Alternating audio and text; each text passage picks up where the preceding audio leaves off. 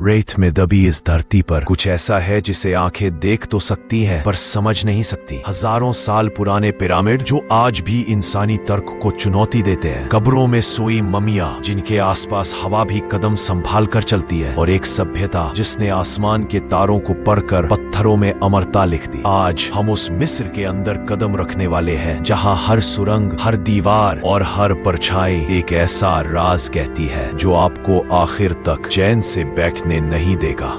हजारों सालों से मिस्र की रेत में एक ऐसा रहस्य छुपा है जिसे दुनिया ने कभी पूरी तरह समझा ही नहीं। पिरामिडों की परछाई में, नाइल की हवाओं में और ममियों की खामोश आंखों में कुछ ऐसा है जो हमारी समझ से परे है। क्या ये सब इंसानों का काम था या किसी ऐसी ताकत का जिसे इतिहास ने छुपा दिया? मिस्र, जहाँ इतिहास सिर्फ लिखा नहीं गया बल्कि तराशा गया, पत्थरों में, रेत में और रहस्यों में। करीब 5000 साल पहले नाइल की गोद में एक सभ्यता पैदा हुई जिसने दुनिया को विज्ञान, वास्तुकला और संस्कृति की नई परिभाषा दी। जब बाकी दुनिया अंधकार में थी, मिस्र तारों को पढ़ रहा था और पत्थरों में जादू कैद कर रहा था। दुनिया के सबसे विशाल पत्थर के ढांचे, पिरामिड, कौन सी ताकत थी जिसने इन्हें बनाया? हर पत्थर कई टन भारी, बिना आधुनिक तकनीक, फिर भी इतनी परफेक्शन कि आज की मशीनें भी शर्माती हैं। क्या मिस्रियों के पास खोया हुआ विज्ञान था या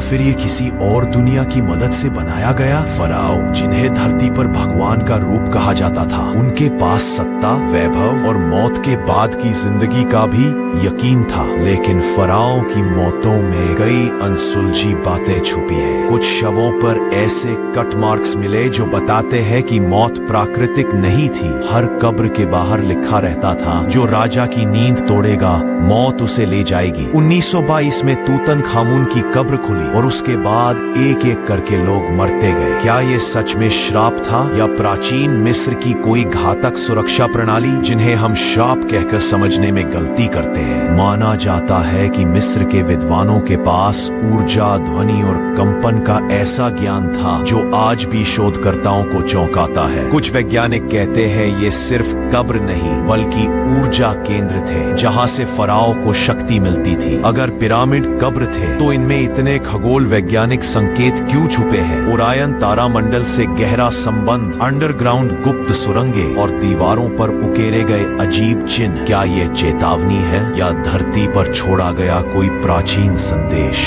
मिस्र आज भी खुद को खोल रहा है। हर साल नई खोजें होती है, नई ममिया, नए मंदिर, नई तकनीकें। वैज्ञानिक मानते हैं कि मिस्र का सिर्फ 30% हिस्सा ही मिला है, बाकी 70% अभी भी रेत के नीचे दफन है। और शायद सबसे बड़ा रहस्य भी, मिस्र एक ऐसा रहस्य जो जितना खुलता है उतना ही गहरा होता जाता है। हर पिरामिड, हर दीवार, हर मम्मी एक ही बात कहती है, सच अभी पूरा सामने नहीं आया और शायद कभी आएगा भी नहीं।